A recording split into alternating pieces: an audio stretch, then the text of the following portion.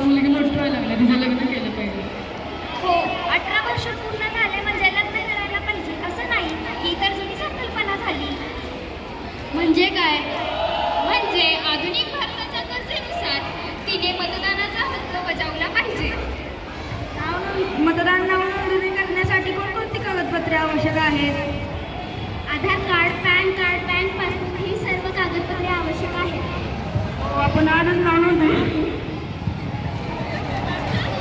हो, तू तर नाव नोंदवलंच पाहिजे, हा तुझा अधिकार आहे. आपला मतदान करणे हे हक्क आहे. आपण योग्य त्या व्यक्तीची निवड करून भारत देश सुरक्षित ठेवला पाहिजे.